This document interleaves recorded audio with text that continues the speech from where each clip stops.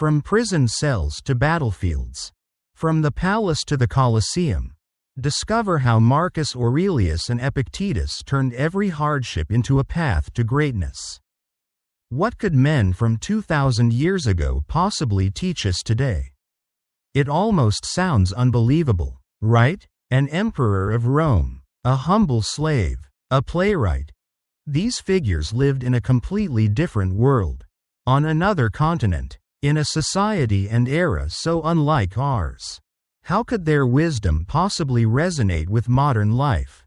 Yet, the truth is they not only can teach us something valuable, they hold the keys to the most essential lessons about living well. Their timeless insights offer us a guide to a good, meaningful life. Today, I want to dive into the teachings of Marcus Aurelius and Epictetus, two towering figures from the distant past of the Roman Empire. Along with Seneca, they represent voices that still echo powerfully, showing us how to thrive, find happiness, realize our fullest potential, and bravely face whatever life throws at us. Because make no mistake, life threw plenty at them. I first encountered the Meditations by Marcus Aurelius when I was about 19 or 20. What a revelation it was! A profound historical document penned by the most powerful man on earth. Imagine Marcus, in the dim midnight hours of his palace, or in his tent at the battlefront, pausing from leading the Roman legions, scribbling notes to himself. Sometimes, even as gladiatorial games roared beneath the Colosseum, he would be quietly reflecting, writing down lessons on how to be better, how to live wisely. These meditations weren't just philosophical musings, they were tools for self-improvement. One of the most precious teachings Marcus offers is his conscious effort not to be Caesarified, not to be dyed purple by power, not to be corrupted by his position as emperor. We all know how circumstances, whether soaring success or crushing adversity, can change us deeply, but Marcus Aurelius resisted this. Though he wielded absolute power, philosophy kept the reins of his character firmly in hand. He confessed, "I am fighting to become the person philosophy meant me to be." But who exactly was that person? Marcus Aurelius teaches us to live with courage, self-discipline, justice, and wisdom, the four core virtues of Stoicism. These virtues aren't abstract ideals to him, they're life's guiding principles. Repeated time and again in his writings. I even have them tattooed on my wrist as a daily reminder. He once said, "What an extraordinary thing indeed. And if you ever discover something better than courage, discipline, justice, and wisdom, well, it must be even more amazing." He challenged us with powerful words. So what if they lie about you? If they curse you? If they stab you with knives? What could possibly happen in life that would stop you from acting with courage, justice, discipline, and wisdom? The answer is simple. Nothing. This, right here, is Marcus's core teaching. Every circumstance is a chance to practice virtue. You might have heard his famous quote, the one I even wrote a book about. "The obstacle is the way." What does it mean? It means every challenge, every setback, every trial is an opportunity to embody one of these virtues. Excellence isn't just for the easy days, it's forged in the hard ones. Suddenly you're crowned king, then excellence, restraint, and discipline become your daily tasks. Suddenly you're thrown in prison on false charges. There's a plague raging, or an economic collapse looming. Yet even in these darkest moments, opportunities for courage, wisdom, and justice arise. This is the timeless wisdom Marcus passes down. When I first grasped this as a young person, it hit me hard. Virtue is the pursuit worth dedicating your life to. Excellence is the ideal we all strive for and must embody. Life constantly hands us chances to practice this ideal. If only we have the eyes to see it. Back then, as a teenager stepping into adulthood, I thought philosophy was dry, abstract, and distant, full of arcane puzzles. But Marcus Aurelius showed me philosophy is a living tradition. It's a struggle to be better, a standard to hold yourself accountable to every day. And the way Marcus writes is so personal. He doesn't preach from a pedestal. He speaks as if he's right beside you, wrestling with his own doubts. He famously said, "You wake up in the morning wanting to stay in bed. But what is your duty? Why cling to warmth under the covers when that's not what you were made for?" He tells us to love discipline, to let it be our support. The Meditations is unlike any book you've ever read. No one will ever speak to you so honestly, so directly, and with such vulnerability as Marcus does here. As a writer, I've learned so much from him, stylistically and spiritually. He's changed my life. And yet, here is a man so grounded that he doesn't care about fame after death, or being remembered by history. Instead, he crafted something universal and timeless. Its relevance keeps renewing itself because it's personal and real. Marcus wasn't trying to impress anyone or follow trends. He simply made something that works. That's why it endures. But if Marcus Aurelius is so brilliant, why don't we have more books from him? The answer is simple. Meditations ends with his death. He died in 180 AD, struck down by the plague, as he describes in his final pages. Still, we can picture him meeting death with the courage he lived by. He said, "I've only acted in 3 acts so far." Viewing life as a play, he knew the length was fixed by a higher power, the same power that gave him life now called for its end. Neither was yours to deter or detain.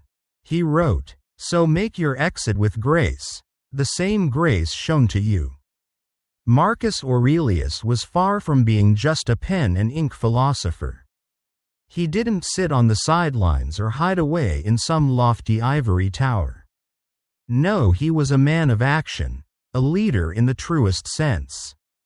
While many philosophers merely theorize, Marcus was in the thick of it, guiding Rome through one of its darkest hours, the devastating plague. Ultimately, he succumbed to the very disease he battled alongside his people, and with his passing, the chance of him writing more works vanished forever. Yet, Meditations survived, and this copy I hold is proof. It's taped up, falling apart, crowded with countless notes scribbled on almost every page. I've returned to it again and again, each time uncovering something new. That's the magic of Marcus Aurelius. You approach him with your own thoughts and struggles, and he offers fresh wisdom in return. The ancient philosopher Epictetus famously said, "You cannot step into the same river twice." This rings true with Marcus's work as well. You are never quite the same person when you open Meditations, and certainly not when you close it. Despite untouched for over 18 centuries, his words remain alive, a constant source of guidance, inspiration, and leadership. If you haven't let Marcus Aurelius transform your perspective yet, you're truly missing out. In his own time, Marcus was no obscure thinker. Quite the opposite, he was celebrated. So much so, that a line from one of Seneca's plays was found inscribed as graffiti on a Pompeii wall, revealing Marcus's fame. Not only was he regarded as Rome's greatest playwright, but also its most powerful political force, wielding immense influence throughout a long, complex career at the apex of Roman power. Seneca himself, like the great Stoics, wasn't merely a thinker confined to ink and paper. He was a doer, a man whose vibrant life offers many lessons to us. Among his celebrated works is an essay on the shortness of life, where he sharply observes, Life is not short, we just waste much of it. Even those who live long lives often find that the years slip away without meaningful accomplishment. Seneca was at the heart of history, present in the very arenas where fate was shaped. Though not flawless, some branded him a hypocrite. No one can deny his active involvement in the pivotal moments of his era. What's fascinating is that Seneca was born far from Rome's center, in a provincial corner of the empire.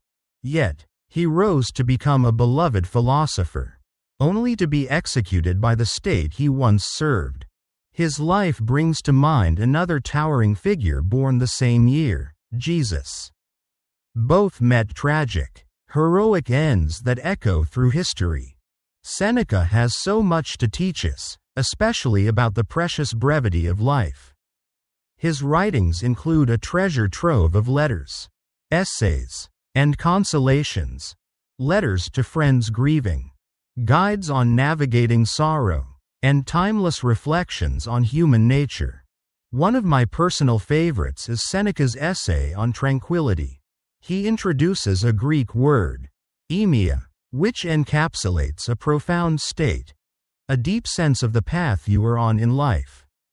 It's about possessing the strength, confidence, and self-awareness to stay true to your course, ignoring the distracting paths crisscrossing yours, especially those wandering aimlessly.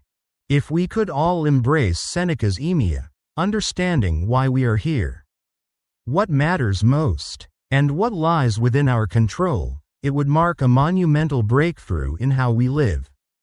As a writer navigating the fast-paced world of today, this lesson resonates deeply with me.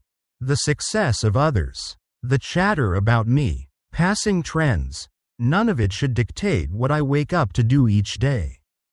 This wisdom extends beyond the professional. It's about personal peace. It's the moment we stop chasing others, the moment we cease comparing ourselves, that we steal joy from our own lives. We lose focus. What struck me most about Seneca, especially when I first read his letters, was the intimacy of his voice, like a close friend guiding another.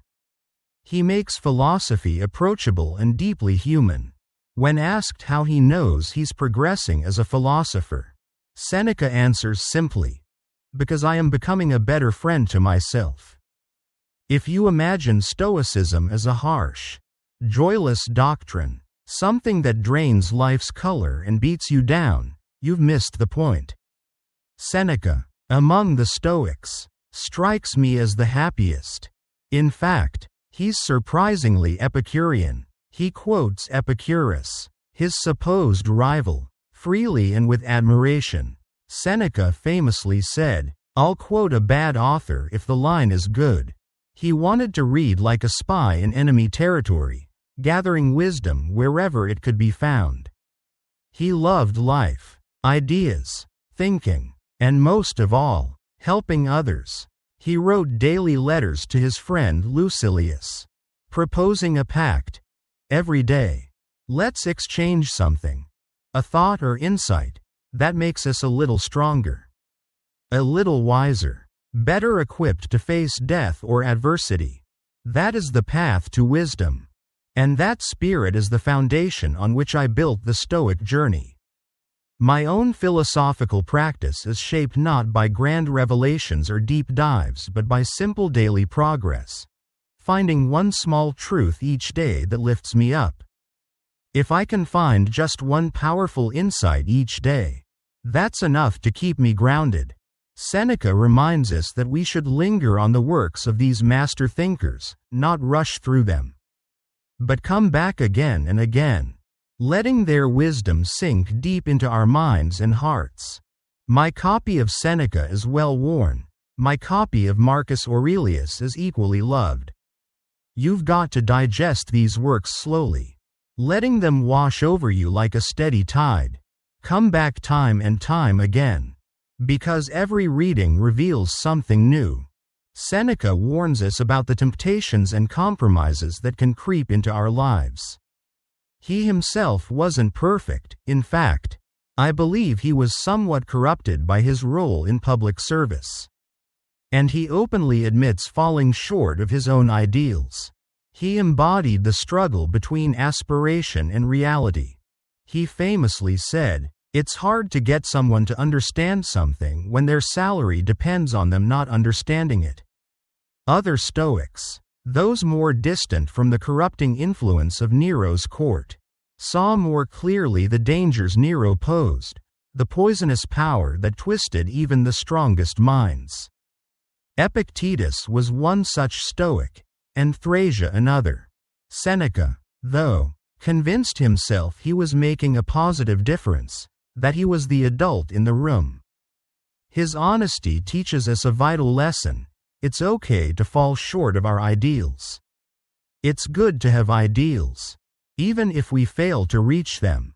As Seneca put it, aspiring and stumbling is certainly better than not aspiring at all, better than lowering our standards. Seneca's life itself teaches us much. But Seneca the writer teaches us even more. If you haven't explored his works yet, you absolutely must. What I've shared here is just a glimpse, a surface-level invitation to dive deeper into On the Shortness of Life. His countless letters, essays, and consolations. He remains one of the greatest thinkers who ever lived, and someone every serious student of life should know. One perk of being a writer? You get to wear whatever you want. No dress code here. Just clothes that look good and feel comfortable. If you've listened to this podcast before, you've probably seen me sporting today's sponsor. I found them online searching for pants with great reviews that looked good and performed well. These are the Pronto Performance Joggers, perfect for walking around, playing with my kids, or recording podcasts for you. They're offering 20% off your first purchase. You can grab some of the most comfortable, versatile clothing around by heading to viore.com/stoic. That's v-i-o-r-i.com/stoic. Exclusions apply. Check the website for full terms and conditions. You'll get not only 20% off but also free shipping on U.S. orders over $75, plus free returns if you don't love them.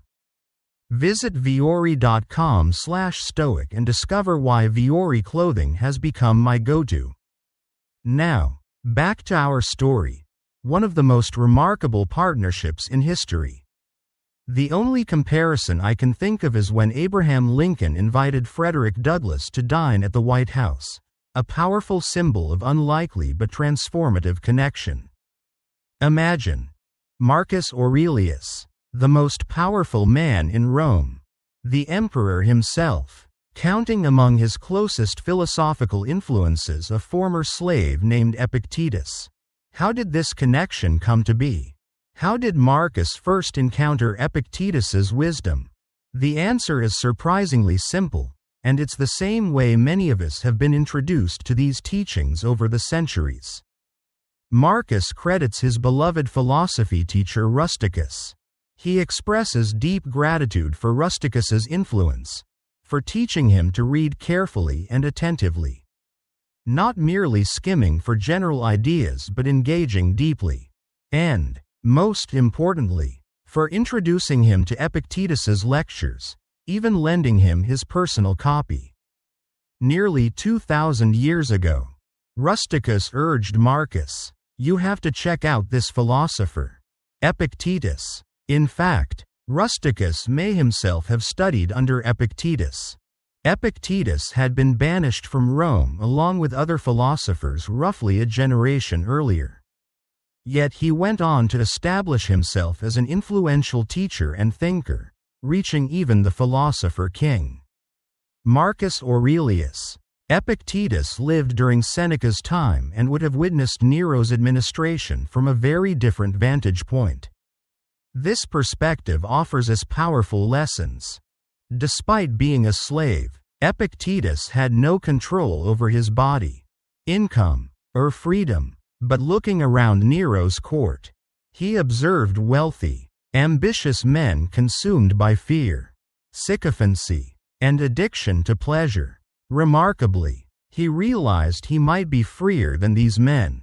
He watched a man groveling to Nero's cobbler, flattering the one who made the emperor's sandals, desperately seeking favor. Epictetus understood this man was the true slave, and in a broader sense, so was everyone enslaved by their desires. He famously said, "You make yourself a slave to slaves." For Epictetus, freedom was not about legal status or social rank. Freedom meant how much control you have over your urges, decisions, and actions within the limits of your reality. Surprisingly, the emperor himself might have been less free than Epictetus. How can that be? Epictetus had a profound understanding of freedom, one that goes far beyond legal status or social rank. He saw that those who are tossed and torn by their emotions, anxieties, fears, desires, and ambitions are, in truth, not free at all. For him, real freedom means mastering yourself. He taught a powerful and simple truth: there are things within our control, and there are things beyond it. This idea, the dichotomy of control, is the very essence of Stoic philosophy. And it all comes to us through Epictetus. If you've ever heard the Serenity Prayer, the plea for courage to accept what cannot be changed, the strength to change what can, and the wisdom to know the difference, know this: its roots trace all the way back to this remarkable Greek slave. Though once a slave, Epictetus did eventually earn his freedom, and he blossomed into an extraordinary teacher of philosophy. His own mentor was Musonius Rufus, a respected Stoic who himself endured exile not once, but 4 times. It is through Epictetus that we inherit the idea of Stoicism as a philosophy of resilience, an unshakable mindset that faces whatever life throws at you with unwavering resolve and declares, "This is what I trained for." He didn't just endure life's hardships, he saw obstacles and difficulties as the very training ground of his character. When faced with adversity, or when things don't unfold as you wish, he advised telling yourself, "Life has spared me a worthy sparring partner." This, he said, is how one becomes Olympic class material. And Olympic class he became, not despite, but because of what he endured. Not just slavery, but brutal torture that left him with a permanent limp. Epictetus knew hardship intimately. He faced pain, loss, and injustice. Yet, what comes through in his teachings is a man unbowed by suffering, a spirit that may be bent or burdened but never broken. No external force could touch the inner strength that burned within him. This enduring spirit is why Admiral James Stockdale, who survived 7 years as a prisoner of war in Vietnam's infamous Hanoi Hilton, found deep resonance in Epictetus's writings. Stockdale credited those ancient lessons for guiding him and his fellow prisoners through some of the darkest moments of human experience. From Epictetus, we learn how to confront adversity, obstacles, and hardship with clarity and courage. We learn to focus on what is truly within our control, and to make the best of the situation we find ourselves in. Above all, Epictetus reminds us that philosophy is not merely a subject for discussion or reading, it's a way of living. Don't talk about your philosophy, he says, live it. He compares it to a weightlifter who doesn't flaunt their shoulders but instead demonstrates strength by what they can lift. Stoicism, for Epictetus, is the tool that helps us carry heavier burdens, become stronger, more skilled, more resilient. He likened life to a sport. We are athletes, he said. We don't label throws as good or bad, we catch the ball and throw it back. Life is a game, and our job is to respond, to catch, to throw, to keep playing. Every challenge is a catchable ball, if you know how to see it. And Epictetus didn't just preach these ideas, he embodied them. Like few others ever have. That authenticity is what so deeply moved Marcus Aurelius. Though they came from opposite ends of the social spectrum, Marcus, the emperor, Epictetus, the slave, both men bore burdens they never chose. Marcus faced the crushing weight of immense success and responsibility. Epictetus wrestled with extreme adversity and physical suffering.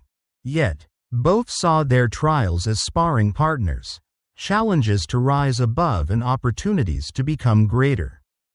This shared perspective is the heart of Stoicism, and what it should teach us all.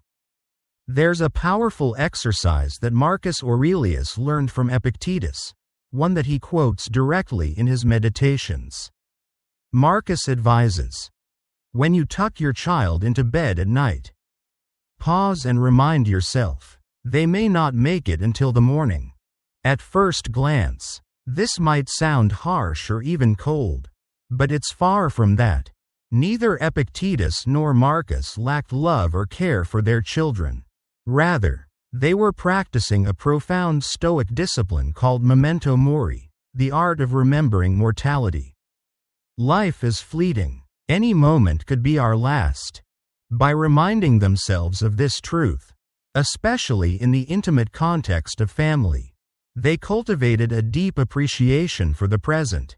They understood the preciousness of each moment, refusing to take even a single minute for granted. Marcus asks a simple yet profound question. Why are you rushing through this? Why are you not fully present?